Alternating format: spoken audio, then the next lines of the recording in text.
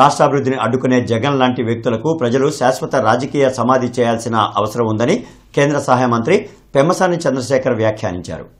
రాజధాని అమరావతి కోసం రైతులు ఇచ్చిన భూములను ఎలా వాడుకోవాలో తెలియక రాష్ట్ర భవిష్యత్తును నాశనం చేసిన ఘనత మాజీ సీఎం జగన్దని పెమ్మసాని చంద్రశేఖర్ ధ్వజమెత్తారు. అమరావతి బిల్లు ఆగిపోయిందంటూ తప్పుడు ప్రచారం చేస్తూ వైసీపీ రాక్షసానందం పొందుతుందని తీవ్ర వ్యాఖ్యలు చేశారు. జగన్ ఆయన మనుషులు ఎన్ని కుట్రలు చేసినా అమరావతి గెజెట్ నోటిఫికేషన్ బిల్లు ఎట్టి పరిస్థితుల్లోనూ ఆగదని పెమ్మసాని స్పష్టం చేశారు. ఈరోజు జగన్మోహన్ రెడ్డి గారు వారి సాక్షి మీడియాలో అమరావతి బిల్లు మీద ఒక రకమైనటువంటి విషం కక్కారు.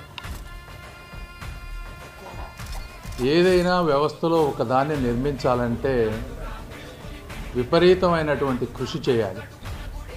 జగన్మోహన్ రెడ్డి గారు ఒక్క రోజులో ప్రజావేదికని కూల్చిపారేశారు.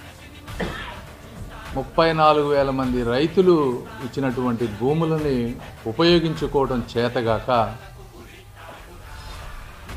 5 సంవత్సరాలు భవిష్యత్తును మొత్తాన్ని కూడా నాశనం చేశారు. ఆంధ్ర ప్రజల భవిష్యత్తుని.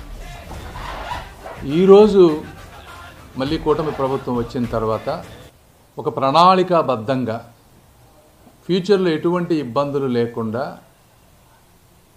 ఏమేమి చేయాలో అవన్నీ చేసుకుంటూ వస్తూ ఉన్నాం. ఈ రోజున అంటే అమరావతి బిల్లు ఆగిపోయిందని అంటే అది ఎట్లా అంటే పాతకాలంలో ఒకప్పుడు రాక్షసులు రాక్షస ఆనందం పొందుతారంటారు.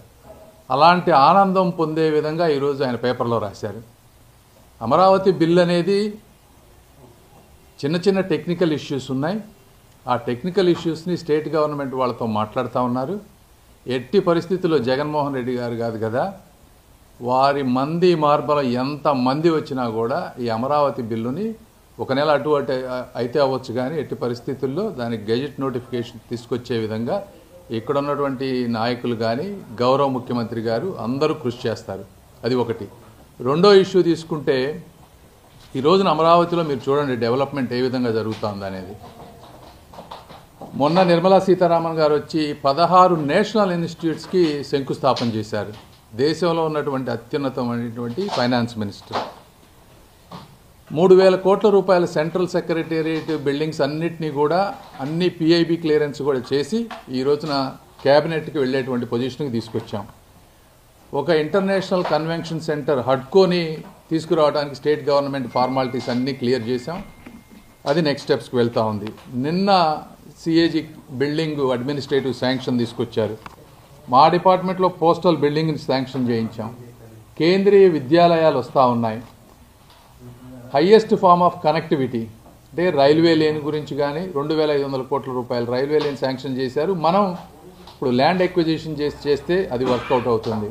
ఔటర్ రింగ్ రోడ్డుకి స్టేట్ గవర్నమెంట్ నుంచి చేయాల్సినవి అన్నీ కూడా క్లియర్ చేసి ఈ రోజున రోడ్ మినిస్టర్ గారి దగ్గరికి వచ్చింది. అది నెక్స్ట్ స్టేజ్కి వెళ్ళేటువంటి పరిస్థితి. అదేవిధంగా వెస్ట్రన్ బైపాస్ కనెక్టివిటీ అంతా కూడా అయిపోవచ్చింది. ఒక చిన్న ప్యాచ్ ఉంది, అది కూడా వర్కౌట్ అవుతూ ఉంది. దాదాపు కొన్ని వేల మంది వర్కర్సు కాంట్రాక్టర్స్ ఈ రోజున డే అండ్ నైట్ వర్క్ చేసి అమరావతిని నిర్మిస్తూ ఉన్నారు. నేను అందరికీ గుంటూరు ప్రాంత ప్రజలకు కానీ ఆంధ్ర రాష్ట్ర ప్రజలకు చెప్పేది ఏంటంటే, ఏదైనా ఒకటి ఇన్స్టిట్యూషన్ తీసుకురావాలన్నా నిర్మించాలన్నా ఎంతో ఎన్నో కఠోరమైన శ్రమ చేస్తే ఎంతోమంది వ్యక్తులు కలిస్తే కానీ ఇది అవ్వదు. ఉదాహరణకి మా పార్లమెంట్లో ఉండే ఈఎస్ఐ హాస్పిటల్ తీసుకురావడానికే మా స్టాఫ్ ఇప్పటికీ 30 సార్లు డిపార్ట్మెంట్ల దగ్గరికి వెళ్ళటం కానీ కోఆర్డినేషన్ కానీ చేసుకున్నారు. నేను 5 సార్లు మినిస్టర్ల దగ్గరికి వెళ్లాల్సి వచ్చింది. ఈ విధంగా ఒక చిన్న హాస్పిటల్కి అంత వర్క్ ఉంటే ఒక మహానగరాన్ని నిర్మించాలంటే ఈ సంస్థలన్నీ తీసుకురావాలంటే స్టేటు సెంట్రల్లో ఎంత కోఆర్డినేషన్ అవసరమో ఎంతమంది వర్క్ చేయాలో దయచేసి అర్థం చేసుకోండి. ఇవన్నిటినీ చెయ్యటం చేతగాకే జగన్మోహన్ రెడ్డి గారు కేవలం బటన్ నొక్కుతా 5 సంవత్సరాల కాలాన్ని గడిపేశారు. అంటే ఆంధ్రప్రదేశ్లో అమాయకులు బటన్ నొక్కి కొన్ని పథకాలు ఇస్తే ఓట్లేస్తారు, డెవలప్మెంట్ ఎవరికి అవసరం లేదు అనే ఉద్దేశంతో ఆయన ఒక డెవలప్మెంట్ ప్రాజెక్ట్ చేస్తే అసలు డెవలప్మెంట్ అనేది ఎంత కష్టమో వారికి అర్థమవుతుంది.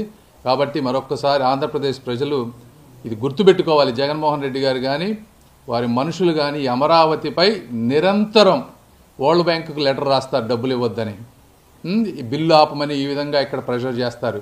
ఇవన్నీ చేస్తూ ఉన్నారు. మీరు దయచేసి అర్థం చేసుకోండి. ఇలాంటి వ్యక్తికి మీరు శాశ్వత రాజకీయ సమాధి చేయకపోతే ఆంధ్ర రాష్ట్ర ప్రజల భవిష్యత్తు అగమ్యగోచరంగా ఉంటుందని మీ అందరికీ మరొకసారి తెలియజేసుకుంటూ మీకోసం నిరంతరం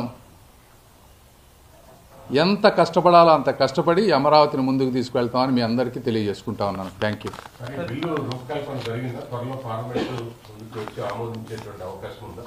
డెఫినెట్గా అంటే ఈ సమావేశాల్లోనే దీనికి గెజెట్ నోటిఫికేషన్ ఇవ్వాలి. అంటే ప్రొసీజర్లు ఏ విధంగా అనేది వర్క్ చేస్తూ ఉన్నాం.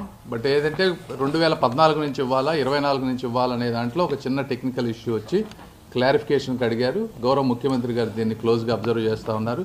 చేసిన వెంటనే తప్పనిసరిగా ఈసారి కాకపోతే వచ్చేసరికైనా కూడా ఇటు పరిస్థితి